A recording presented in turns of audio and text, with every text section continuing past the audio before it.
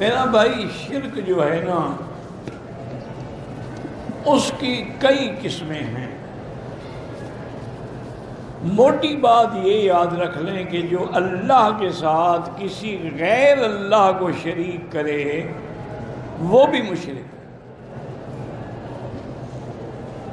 بتوں کی پوجا کرے یا چاند سورج کی پوجا کرے یا حیوانوں کی پوجا کرے یا دیوی دیوتاؤں کی پوجا کرے یا مادہ پرستی یا نفس پرستی، وہ بھی شرک ہے۔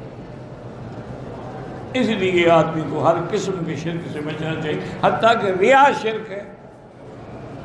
حضور نے فرمایا کہ اگر وہ نماز اس لیے پڑھ رہا ہے لوگ دیکھیں گے یار مولوی صاحب تو بڑے عابد زاہد آدمی ہیں، تو یہ بھی شرک ہے، یہ شرک خفی ہے۔ شرک جلی بھی ہے اور شرک خفی بھی ہے، اور اس کے کئی انواع ہیں، اس لیے ہر شرک سے توبہ کیا کرو۔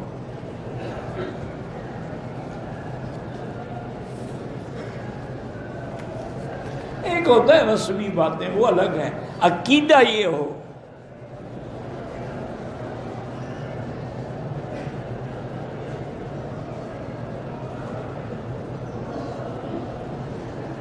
کہتے ہیں جی کہ ہمارے ہاں دیہات میں لوگوں کو جنازے کی دعا چونکہ نہیں آتی ہے تو اس لیے وہ جنازے کے بعد دعا مانگتے ہیں۔ وہ جو مولوی دعا منگواتے ہیں اس کو بھی نہیں آتی جنازے کی دعا، یہ کیا بہانے بناتے ہیں بھئی؟ جو مولوی کھڑا ہوا تین دعائیں کرا رہا ہے، اس بدبخت کو بھی دعائیں قنوت نہیں آتی۔ جھوٹ ہے، ایک بدعت ہے، بہانے بنانے کا کیا فائدہ ہے؟ نہیں آتی دعا، صرف تکبیریں کہتے رہو تب بھی جنازہ ہو جاتا ہے۔ عمرے کے بعد حج کرنا ضروری نہیں ہوتا، اگر اس کے بعد اللہ توفیق دے، اسباب پیدا ہوں حج کرو، ورنہ نہیں۔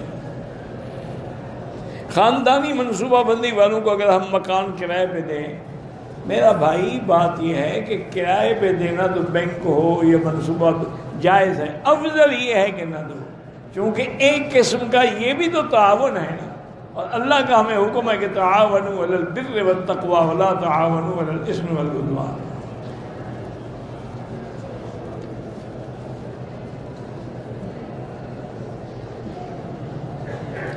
کہتے جی کہ ہم پاکستان سے آئے ہیں، ایک عمرہ ہم نے کر لیا ہے، دوسرے عمرے کا ارادہ ہے، لیکن لوگ کہتے ہیں کہ مسجد عائشہ سے عمرہ نہیں ہوتا تو آپ طائف چلے جائیں، وہاں سے کر لیں، اس سے تو کوئی انکار نہیں کرتا۔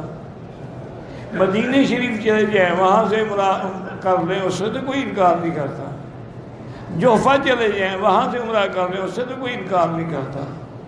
تو جن کو انکار ہے وہ وہی عمرہ کر لیں۔ حنفی اور شافعی کے نزدیک مسجد عائشہ سے بھی جائز ہے، جیرانہ سے بھی جائز ہے، بلکہ اس پر علماء کی بحث ہے کہ امام شافعی رحمۃ اللہ علیہ اور ان کے معتقدین جو ہیں، ان کے مقلدین جو ہیں، بڑے بڑے لوگ، وہ کہتے ہیں کہ عمرہ جیرانہ سے کریں تو افضل ہے۔ اس کی وجہ دلیل وہ یہ دیتے ہیں کہ بھی جیرانہ سے تو حضور پاک نے خود عمرہ کیا ہے۔ جب غزوہ حنین کے موقع پہ آپ وہاں ٹھہرے ہوئے تھے تو آپ نے رات میں احرام باندھا عمرہ کیا، تو جب حضور نے خود عمرہ کیا ہے تو وہاں سے عمرہ کرنا افضل ہے۔ لیکن امام ابو حنیفہ رحمۃ اللہ علیہ کہتے ہیں مسجد عائشہ سے افضل ہے۔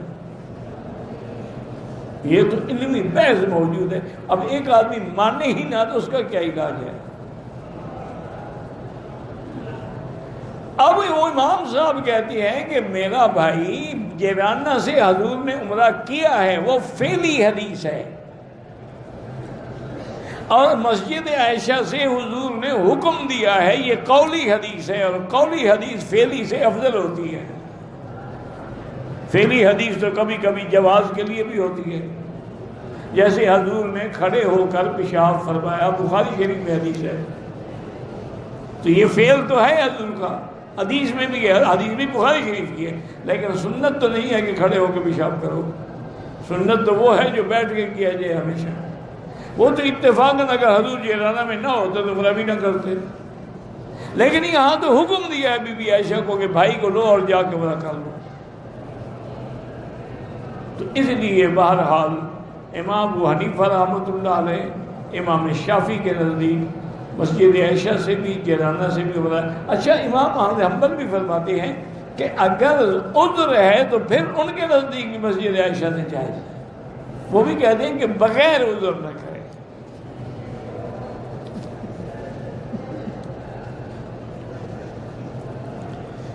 کئی دفعہ دل میں وسوسہ آتا ہے کہ اگر میرا یہ کام نہ ہوا تو بیوی کو طلاق ہو جائے گی. کام تمہارا نہ ہو، طلاق بیوی کو دو. تمہارے جیسا بھی کوئی بے وقوف ہے، وہ بدبخت یا تو وہ کام نہ کرے نا، پھر تو کوئی بات ہے، سوچو بھی صحیح. جب کام ہی تمہارا ہے اور نہیں ہوتا ہے تو دفع ہو نہ ہو. بیوی کے طلاق کا کیا تعلق ہے؟ سوچنے سے طلاق نہیں ہوتی.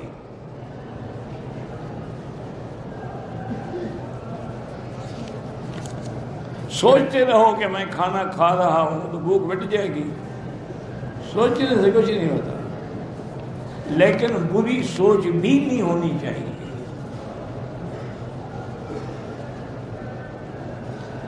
میرا بیٹا 8 سال کی عمر میں فوت ہو گئے. اللہ پاک کو آپ کی شفاعت کا ذریعہ بنائیں گے. جو چھوٹے بچے فوت ہوتے ہیں نا، وہ ماں باپ کی جنت کا ذریعہ بن جاتے ہیں. اس میں غم کی کیا ضرورت ہے؟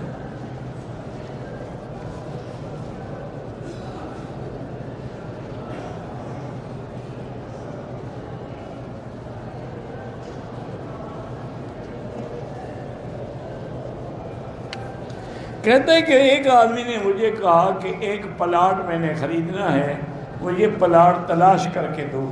میں نے پلاٹ تلاش کیا، لوگ مالک نے جو قیمت بتائی تھی اس سے میں نے اس کو زیادہ بتا دی. بالکل جھوٹ ہے. زمین مالک کی ہے، پیسے تم بڑھا رہے ہو. تمہیں کیا حق ہے کہ زیادہ دو؟ اس کو بتا دو کہ مجھے خدمات کے لیے مجھے اجرت دے دو.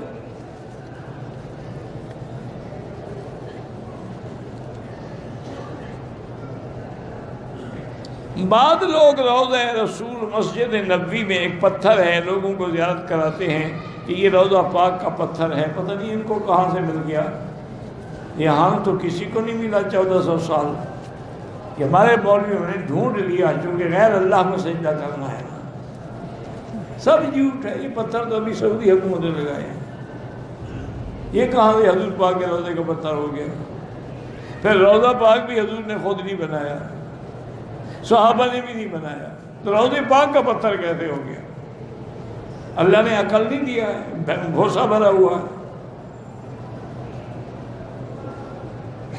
جو آدمی فوت ہو جائیں ان کے لیے عمرہ کرو، حج کرو، جو اللہ توفیق دے، طواف کرو.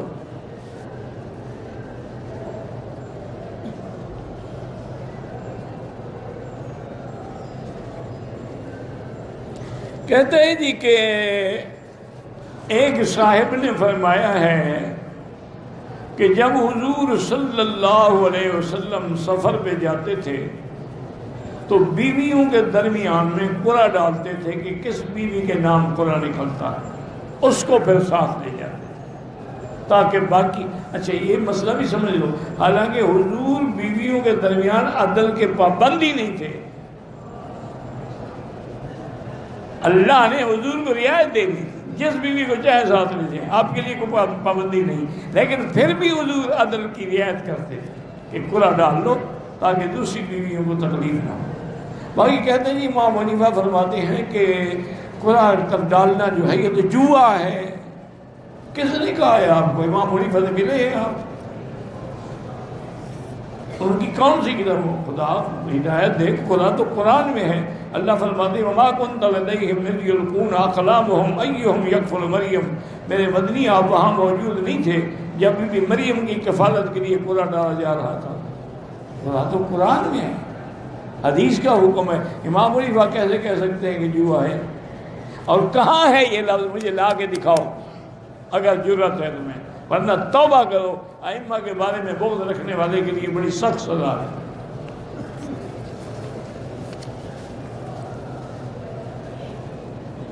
عورت اگر مرد کی طرح سجدہ کرے تو کوئی حرج نہیں، نماز تو ہو جائے گی. مرد کی طرح بال کٹوا لیتی ہے، کپڑے پہن لیتی ہے، باقی سجدہ رہ گیا ہے نا. وہ بھی کر لے جناب، کوئی فرق نہیں پڑتا۔ افضل یہ ہے کہ زمین کے ساتھ مل کے کرے۔ ایک روٹی کے 4 ٹکڑے کر کے کھانا سنت ہے، یہ تم نے کوئی نئی سنت ڈھونڈی ہے۔ 8 ٹکڑے بھی ہو سکتے ہیں، 4 بھی ہو سکتے ہیں، 2 بھی ہو سکتے ہیں، اور کوئی تکڑا بندہ ہو تو 3 روٹیاں اکیلا کھا جاتا ہے، وہاں کتنے ٹکڑے کرے گا؟ بس پتہ نہیں مسئلے بناتا کون ہے ان کے۔ عمرے کا طواف ختم کر کے صفا مروہ نہیں دوڑے، لیکن پہلے 2 رکعت حتیم میں پڑھ لی تو کوئی حرج نہیں۔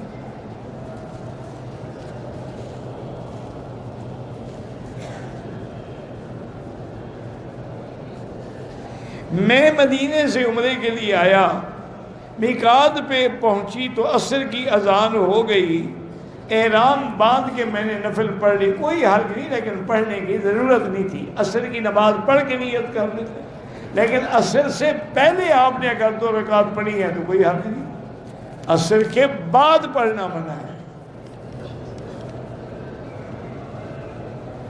احرام سے پہلے غسل کر کے عطر لگا، ہاں بدن کو عطر لگا سکتے ہیں، کپڑے کو نہیں۔ آب زمزم میں اور پانی ملا دے ٹھیک ہے، بلکہ بہتر یہی ہے اپنے علاقے کے کنویں میں جا کے ڈال دو، سارے محلے والے پیتے رہیں گے، تمہیں دعا کریں گے ہم نے۔ اللہ کے بندے کیوں ملاتے ہو؟ ہر چیز کو 2 نمبر بنانا ہے، جتنا ہے اتنا دے دو۔ معذور کے لیے کوئی عمرہ کر سکتا ہے؟ ہاں کر سکتا ہے۔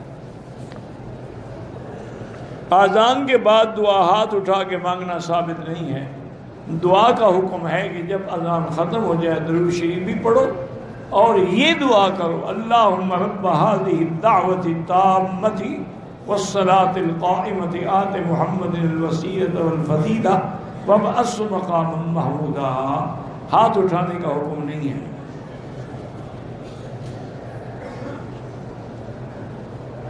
والدین کی قبروں پہ جانا بالکل جائز ہے، قبروں کی صفائی کرنا، اگر وہاں کوئی گندگی ہے تو کر سکتے ہیں۔ تم ایک دفعہ محرم میں جو جاتے ہو یہ کافی ہے سال میں۔ ہمارے یہاں تو رواج ہے نا کہ سال میں محرم کے 10 دن جو ہے نا ماں باپ کی قبر پہ آتے ہیں، وہاں صفائی بھی کرتے ہیں، لپائی بھی کرتے ہیں اور دال بھی ڈالتے ہیں کہ ہم تو بکرے کھا رہے ہیں، آپ دال کھاتے رہیں، مرنے کے بعد بھی آپ کے نصیب میں یہی دال ہے۔ اِنَّ لِلَّهِ وَإِنَّا إِلَيْهِ رَاجِعُونَ۔ کیا کرے، یہ مسئلہ ہے، دین ہے یا تماشا بنایا ہوا ہے؟ سارا سال تمہیں باپ کی قبر یاد نہیں آتی، صرف 10 محرم کو یاد آتی ہے۔ سارا سال تمہیں حضرت حسین یاد نہیں آتے، بڑے عاشق بنتے ہو، صرف 10 دن محرم کے ماتم کرتے ہو۔ ہمت ہے سارا سال ماتم کرتے رہو، کم سے کم حضرت حسین کے لیے 10 دن ہیں، 72 آدمی آپ کے ساتھ تھے، تو 10 کو 72 سے ضرب دو تو کتنے دن بنتے ہیں؟ 700-800 دن تو بن جائے گا نا۔ ساری زندگی ماتم میں رہو، روتے رہو۔ میں نے عمرہ کیا، اپنا حل خود کیا، ٹھیک ہے، کوئی حرج نہیں۔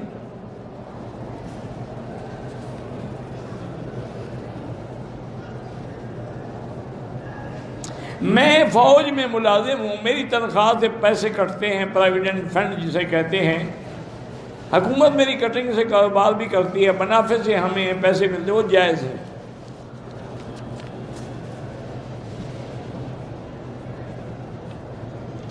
دانت میں اگر سوراخ ہے، اس میں کوئی چیز رکھی ہوئی ہے تو غسل جنابت کے وقت اس کو نکال لیں۔ اگر وہ فلنگ ہو گئی ہے پھر ضرورت نہیں ہے نکالنے کی۔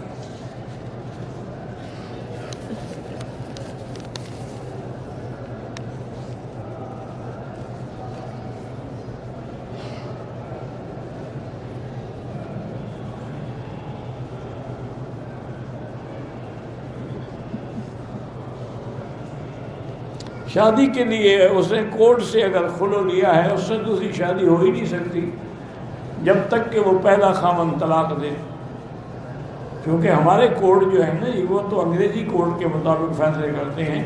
قاضی ہو تو باقاعدہ اس سے خلو دے گا اور اس سے طلاق بھی دلوائے گا۔ بعض علماء کہتے ہیں کہ خلو ہی طلاق ہو جاتا ہے، لیکن بہتر یہی ہے کہ وہ طلاق دے۔ کعبہ کے ایک طرف امام ہے، دوسری طرف لوگ نماز ہو جائے گی، فکر نہ کرو۔ 1,00,000 کا ثواب پورے مکے میں ملتا ہے۔ خلاف کعبہ پہ کوئی نام شام نہ لکھیں۔ طواف کے بعد حلق سے پہلے حرم کے وضو خانے پر موجود صابن سے ہاتھ دھوئے، 2-4 ریال خیرات کر دیں۔ اس میں بھی خوشبو ہوتی ہے نا، شیمپو ہوتی ہے۔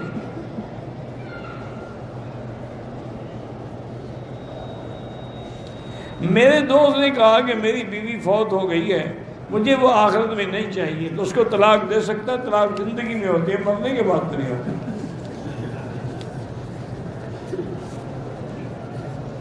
یہ اچھی بات ہے۔ وہ دوسرا کہہ رہا ہوگا نا بھی تم جو طلاق دے دو گے نا ابھی پھر جنت میں مجھے مل جائے گی۔ اللہ عدل کرے گے، جس کی ہے اسی کو ملے گی۔ ایک پریشانی ہے تو اللہ سے خود دعا کرو، اللہ کا وعدہ ہے امن یجیب المضطر اذا دعاہ، پریشان جب پکارتا ہے دعا منظور ہوتی ہے۔ ہر طواف میں نہیں، عمرے کے طواف میں پہلے 3 چکروں میں رمل ہے۔ طواف کا اگر جنازہ پڑھ لیا کوئی حرج نہیں۔ اگر عورت طواف کرے، بندوں سے اس کا بدن ٹکراتا ہے، اوپر کی منزل پہ کر لے، بندہ بچنے کی کوشش کرے، باقی اللہ نیتوں کو جانتے ہیں۔ احرام کی حالت میں ہوٹل کا صابن استعمال کیا ہے، 2-4 ریال خیرات کرو۔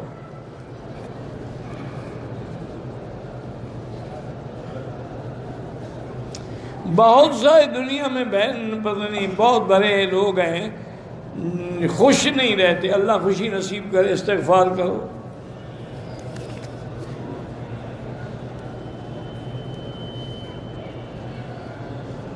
صبح کی جماعت کے بعد سنت ادا کرنی چاہیے، طلوع کے بعد کرو افضل ہے۔ 2 سنتیں رہ جائیں، افضل یہ ہے کہ سورج نکلنے کے بعد پڑھو۔ اگر کسی نے فجر کے بعد فوراً پڑھ لی پھر بھی ادا ہو جائیں گے۔ امام صاحب ہمارا شرک کرتا ہے، اس کے ہاتھ کا کھانا بھی نہ کھائیں، اس کے پیچھے نماز بھی نہ پڑھیں۔ 2 عمرے کر لیے ہیں، تیسرا عمرہ ہم مکے میں کر سکتے ہیں، کر سکتے ہیں مسجد عائشہ سے، جیرانہ سے، حدیبیہ سے، عرفات سے۔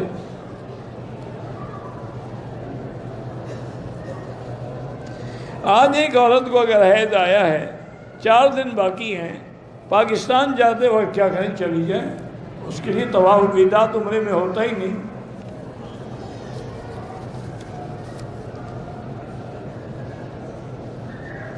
کہتے ہیں کہ روضہ رسول اللہ پر بھی داڑھی منڈے لوگ تعینات ہوتے ہیں، اللہ ہدایت دے۔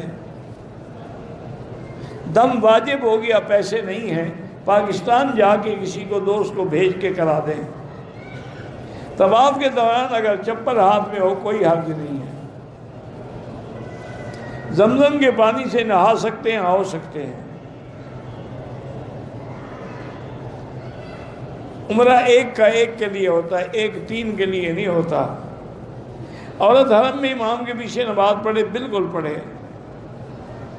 میرے احرام پر پاکستان کا جھنڈا لکھا ہوا ہے، کوئی بات نہیں، لیکن نہ ہو تو بہتر ہوتا ہے۔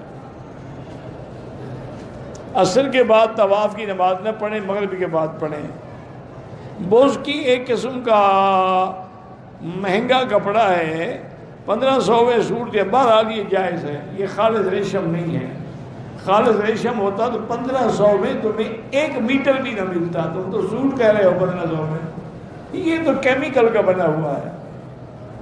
میں نے خود دیکھا تھا، حضرت مفتی رشید احمد صاحب لدھیانوی رحمۃ اللہ علیہ، بہت بڑے عالم تھے، بہت بڑے مفتی تھے، وہ اکثر بوز کی پہنتے تھے۔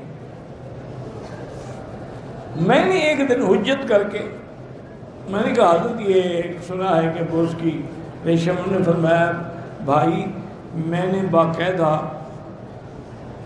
جہاں چائنا میں بیجنگ میں یہ فیکٹریاں ہیں، ملیں ہیں، بنتی ہے، ان کو باقاعدہ آفیشیل لیٹر لکھا تھا کہ آپ بتائیں کہ یہ کیا چیز ہے۔ انہوں نے کہا یہ ریشم نہیں ہے، یہ آرٹیفیشل مادے سے بنتی ہے۔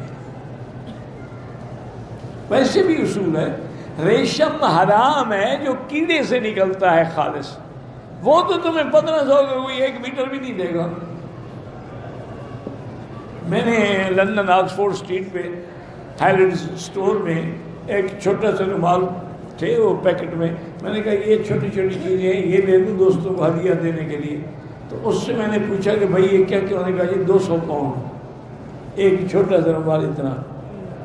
میں نے کہا بے وقوف آدمی کیا؟ انہوں نے کہا یہ خالص پیور سلک ہے اس لیے مہنگا ہے. میں کہ بس اس کو رکھ دو، میں دوستوں کو وہیں سے کوئی کھجور لے کے دے دوں گا. 200 پاؤنڈ اتنا چھوٹا رومال جیب میں رکھنے والا. انہوں نے کہا پیور سلک ہے حضرت اس لیے مہنگا ہے.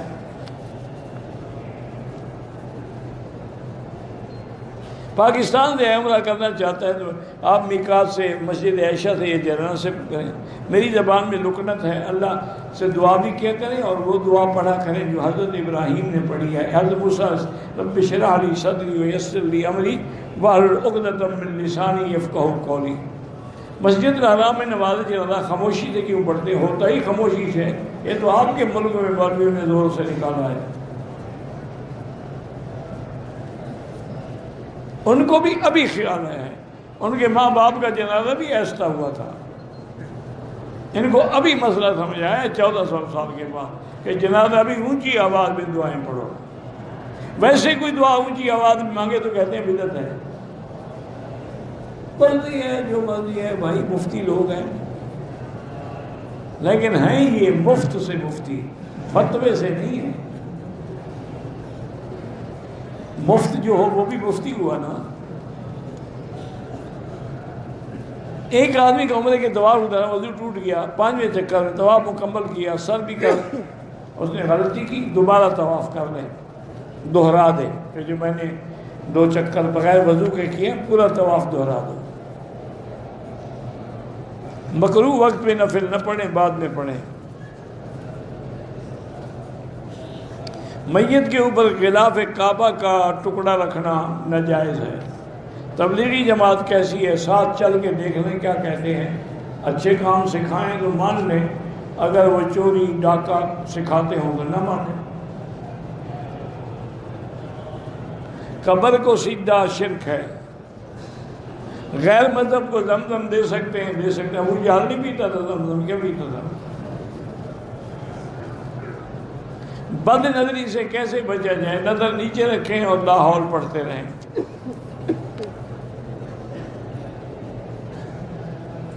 کہتے ہیں جی کہ آج بعض ملکوں میں حضور پاک کو 21 توپوں کی سلامی دی جا رہی ہے. ماشاءاللہ یہ کوئی نئی سنت ہوگی، ہم نے تو نہیں پڑھی. حضور کی زندگی میں بھی توپوں کی سلامی نہیں ہوئی، توپیں ہی نہیں تھی.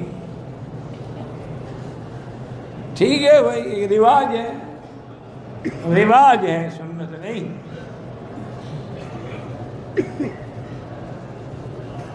کہتے ہیں کہ آب زمزم کی ٹوٹیاں لوگ وہاں وضو کرتے ہیں، پاؤں دھوتے ہیں، کوئی بات نہیں.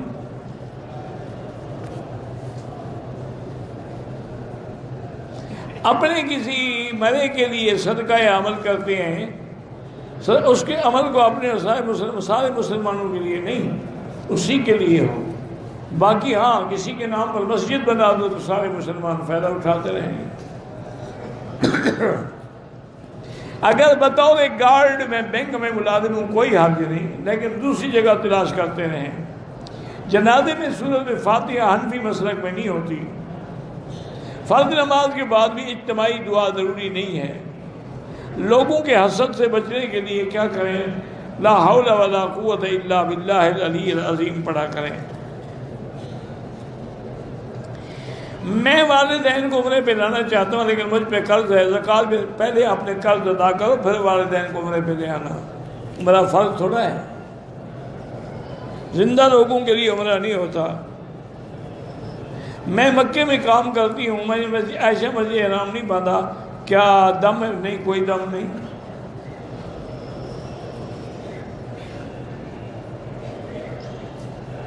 میری بیوی عمرے پہ آئی ہے، بیمار ہے، اللہ شفا عطا فرمائے. لوگ مزاروں پہ جاتے ہیں.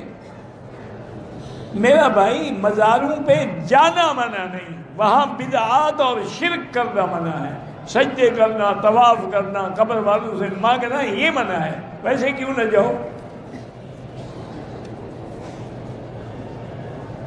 جو فوت ہو گئے عمرہ کر سکتے ہیں، ایک کے لیے ایک چمڑے کا بیلٹ اگر عمرے میں باندھا ہوا ہو احرام پہ کوئی حرج نہیں۔ عورت آئی عمرہ کر لیا، پھر مدینے گئی، واپسی پہ بیمار ہو گئی، میقات سے گزر کے آئی ہے، چل نہیں سکتی، تو کوئی دم نہیں انشاءاللہ، معذور تھی وہ۔ عمرے سے میں انڈیا سے ہوں، میں نے پہلے مکے سے عمرہ کر لیا، پھر مدینے گیا، وہاں سے مدینہ آیا، مدینے سے 200 کلومیٹر پہلے احرام باندھا، کوئی حرج نہیں۔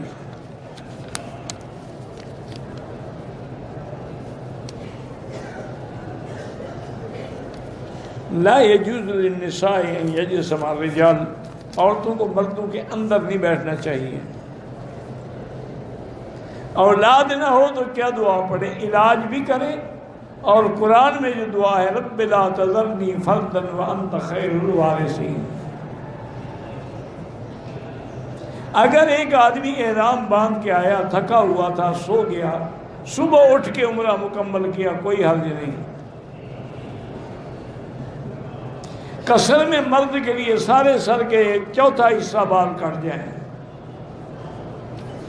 تبلیغی جماعت میں جانا کیسا ہے؟ میں نے کہا نا کہ جا کے دیکھ لو نا میرا بھائی، کہنے سے تم تھوڑا مان لو گے، تم چلے جاؤ ان کے ساتھ 3 دن کے لیے، 7 دن کے لیے، جتنا اللہ توفیق دے، دیکھو کہ ان دنوں میں وہ کیا کرتے ہیں۔ اگر برے کام کرتے ہیں تو وہ چھوڑ دو، اچھے کرتے ہیں تو مل جاؤ۔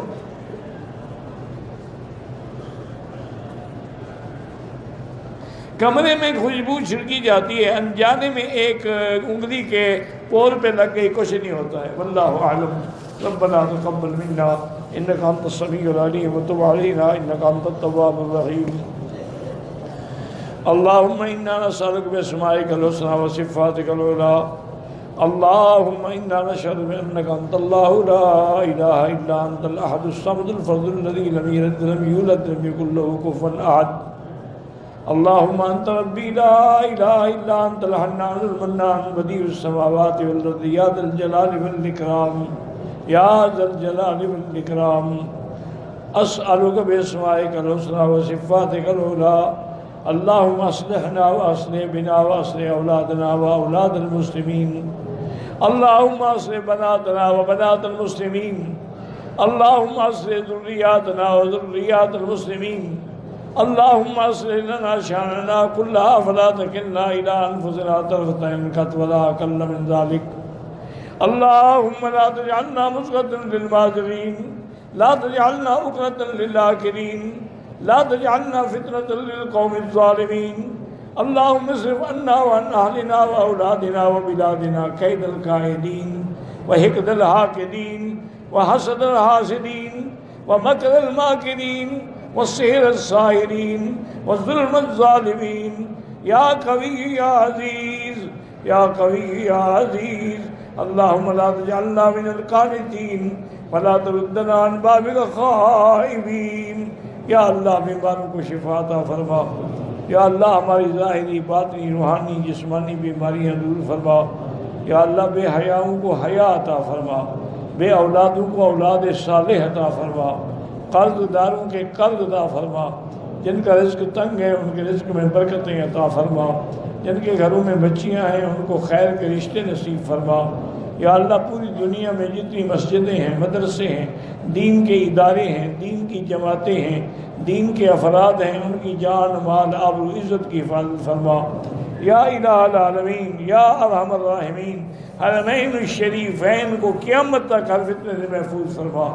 یا اللہ مسلمان فلسطین میں ہیں، کشمیر میں ہیں، روہنگیا میں ہیں، ہند میں ہیں، عرب میں ہیں، عجب میں ہیں، افغان میں ہیں، ان کی جان مال آبرو عزت کی حفاظت فرما۔ یا الہ العالمین ہمیں مانگنا بھی نہیں آتا، بغیر مانگے عطا فرما۔ یا اللہ تمام آنے والوں کو حرمین الشریفین کے ثمرات و برکات نصیب فرما۔ ربنا آتنا فی الدنیا حسنہ وفی الآخرۃ حسنۃ وقنا عذاب النار۔ صلی اللہ تعالی علی خیر خلقہ سیدنا محمد وعلی آلہ وصحبہ اجمعین۔ اللہم صلی علی سیدنا محمد۔